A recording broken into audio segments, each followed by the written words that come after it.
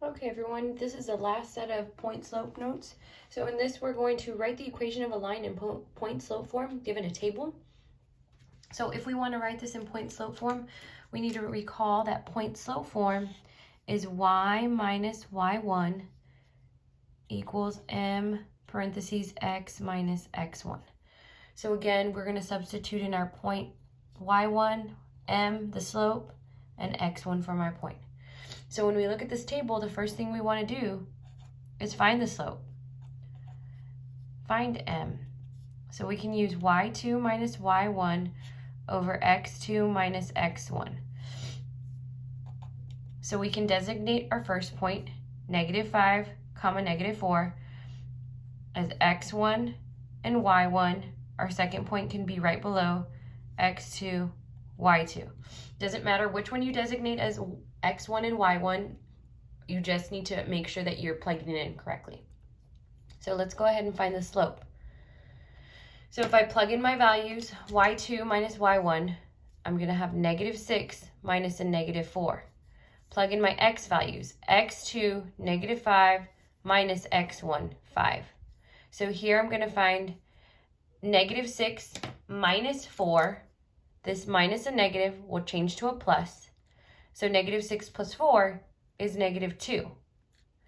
-5 minus 5 is a -10. We don't leave our answer like this. We need to simplify. -2 divided by -10 gives us a positive 1/5 for our slope. We need this in order to write in point slope.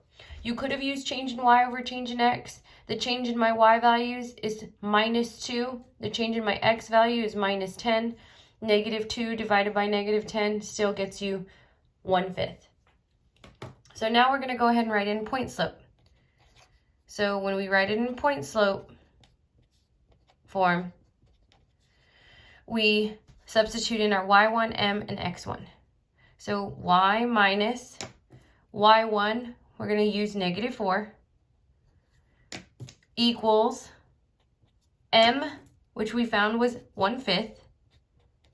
Substitute that in, parentheses x minus x1, which we found to be positive 5. You can use any point for your x1 and y1 in point slope form. You just want to make sure it's the correct point. So here you want to make sure you simplify. So if we simplify, we need to recognize this minus a negative. We don't leave it like that. So we need to change it to plus. So y plus 4 equals 1/5 parentheses x minus 5. This would be my point slope form. We can go further and write this in slope-intercept form just to have more practice. So if we wanted to write it in slope-intercept form, we're going to take our point slope form, y plus 4 equals 1/5 parentheses x minus 5. And recognize that I only changed the minus and negative to a plus. I didn't change my -5 here because I don't have minus and negative. So you're not thinking of this as changing each point. You only simplify when you see minus and negative and change it to a plus sign. All right, let's go ahead and solve this for slope-intercept. So we're going to take 1/5 times x and 1/5 times -5. 1/5 times x is 1/5 x. 1/5 times a -5 is 1 times -5 is -5. Divided by positive 5 is a -1. You can put that in your calculator to verify. We're going to bring everything down on the left. Y plus 4 equals. So this is the last step where you want to get your y by itself. So we're going to move this plus 4 over to the right side with the other constant by using the opposite sign. The only way you can move this to the other side of the equal sign is by using the opposite of plus 4. So -4, -4, plus 4 minus 4 is 0. So I'm going to bring down my y equals 1/5 x, -1 minus 4 is -5. So this would be my slope-intercept form where my slope is 1/5 and my y-intercept is -5. Okay, our last example, we're going to see a graph and we're going to identify all the key features of the graph. If you need more time, go ahead and pause the video or rewind to watch again. In this graph, we're going to write the equation in point slope form, but we're also going to identify all the other key features that we need to as we look at graphs and make sure that we're making the connection between all of the different forms that we're learning here. Okay, so first thing we're going to do is identify the slope. So there's two ways you can find the slope. You can find the slope using your y2 minus y1 over x2 minus x1, or you can use your rise over run since you have a graph and this is units going by 1. So this is 1, 2, 3, 4, 5, negative 1, negative 2, negative 3, 1, 2, 3, 4, and so forth. So I just need to pick 2 points off of my graph. So if I pick where it crosses on the y, this point would be at 0, 2. You want to make sure you understand, yes, x is 0 and the y value is 2.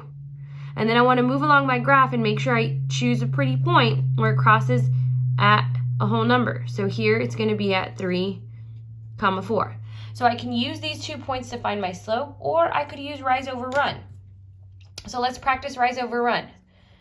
I'm going to go from left to right, and if I go up, I'm going up 2, right 3. So my slope is 2 over 3. I could have found 2/3 by using the slope formula, and I'm just going to do that off to the side so you can see how that works. And make sure that you understand either one is acceptable, whatever you find easier. Our rise was 2, our run was 3, so it was 2 over 3. If you use the slope formula, y2 minus y1 over x2 minus x1, you can plug in your points. 4 minus 2 over 3 minus 0, we still get 2 over 3. So it checks out. So you understand that you can use rise over run, or you can use slope formula to find the slope when you're given a graph. Now we're going to go ahead and write this in point slope form. So if I need to write this in point slope form, all I need is a point and the slope. So I have m here, the slope. If I just want to choose one point, it doesn't matter which point I choose. We can use x2 and y2. So if we want to use point slope, y minus, you can use y1 or you can use y2. I'm going to use y2 so you can see differences between both.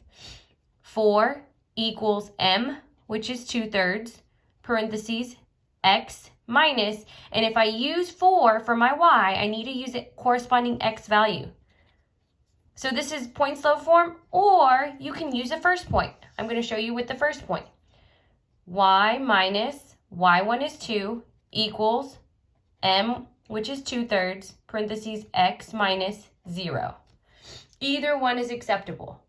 Just know that it can be written in either form. And when you look at point slope, you want to be able to recognize my point is positive 3, 4, and my slope is a positive 2/3. My point is a positive 0, 2, and my slope is a positive 2/3. Now we're going to write this in slope-intercept form. So we don't have to do all the work that we've been doing before because we have a graph. The only thing you need for slope-intercept form is your slope and the y-intercept. So if I know my slope is 2/3, I know I'm going to start off with y equals 2/3 x plus b. B is my y-intercept. It crosses a y at positive 2, so plus 2.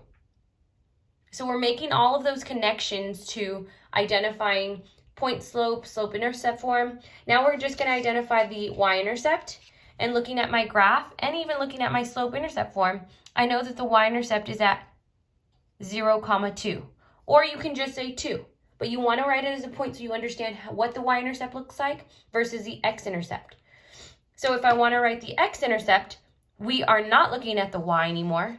We're going to our x value where it crosses on the x, and this would be at negative 3, 0. So whereas the x-intercept would be at negative 3, 0.